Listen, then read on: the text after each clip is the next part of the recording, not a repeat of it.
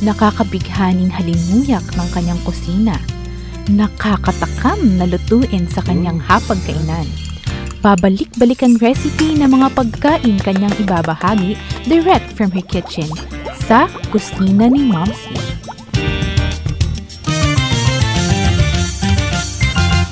Welcome sa kusina ni Momsy, isang simpleng ginisa na gulay. Ulam ang gagawin ko po ngayon sa kusina ni Momsy. Kaya, let's go. Ito po yung ating mga ingredients. Okra, hiniwa na siya. 2 perasong talong, hiniwa na. Yung okra po ay 1/8 kilo. 1/8 kilo sitaw din po.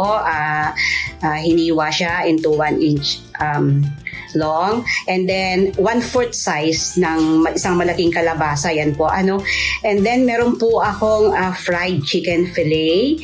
At saka, syempre, bawang, sibuyas, paminta, asin, patis, at saka 1/2 teaspoon seasoning oil.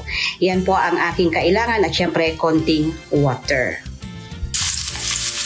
So, sa isang kawalian, lagay lang yung oil at igisa lang po yung sibuyas at bawang hanggang magsimulang mag-golden brown yung bawang. Ngayon, uunahin kong ilagay yung sitaw kasi medyo matigas po ito as compared sa ibang mga gulay. Ayan. Unahin ko na siya and then lagyan lang po ng water.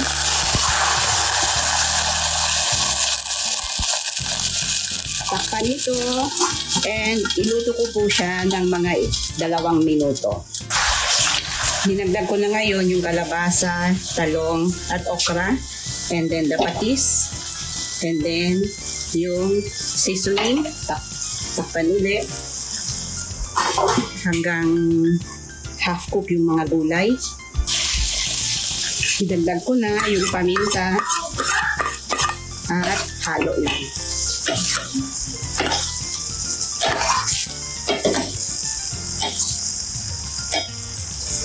Medyo hindi pa luto yung talong, hintayin ko lang siya. Timplahan na lang po according to taste, and then turn it off. So, hinango ko na po sa kalan yung ating gulay. At ngayon, saka ko hinalo yung fried chicken fillet at haluin lang po gently. Ayan, haluin lang siya gently. Kaya na po yung ating simpleng gulay ginisa with fried chicken fillet. Simple lamang po ito. Meron na tayong protein, meron pang fiber. Diskarte ng madiskarteng nanay. Ako po si Ma'am Shelo E. Basco mula dito sa kusina ni Momsy.